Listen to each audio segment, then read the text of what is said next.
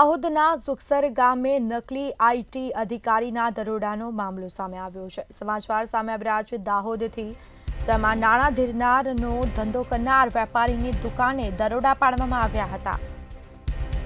તો 6 જેટલા નકલી ઇન્કમટેક્સ અધિકારીઓએ રેડ કરી હોવાનું સામે આવ્યું છે।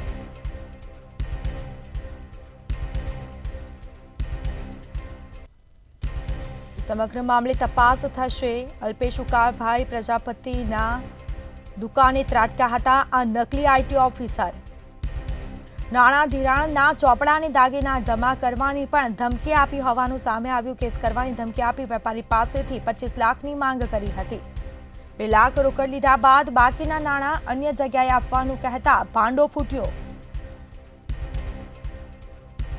વધુ વિગતો સાથે સંવાદદાતા પ્રથમ દરજી ફોનલાઈન પર જોડાયા છે। જી, દાહોદના સુખસર ગામે નકલી આઈટી અધિકારીના દરોડા પડ્યા હતા। સમગ્ર મામલે પોલીસ મથકે ફરિયાદ નોંધાઈ છે, શું વિગત?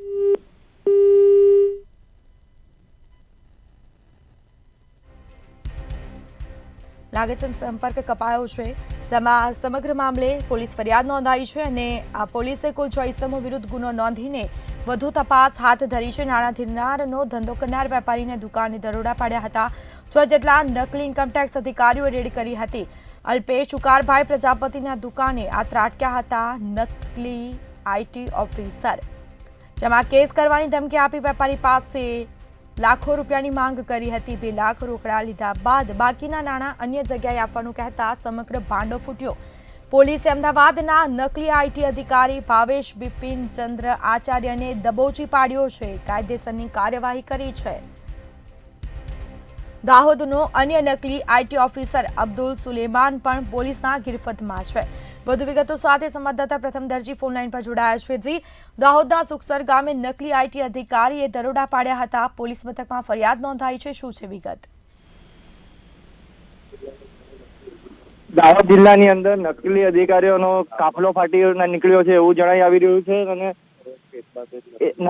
એકને એક બાદ નકલી અધિકારીઓ ઝડપાઈ રહ્યા છે અને એકવાર આ સુખસર ગામની અંદરથી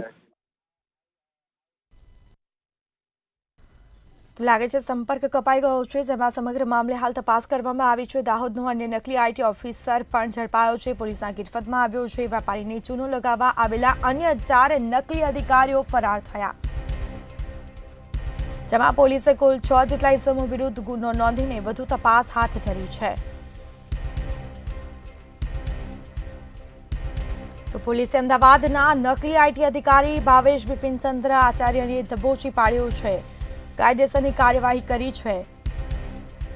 દાહોદનો અન્ય નકલી આઈટી ઓફિસર અબ્દુલ સુલેમાન પણ પોલીસના ગિરફતમાં છે।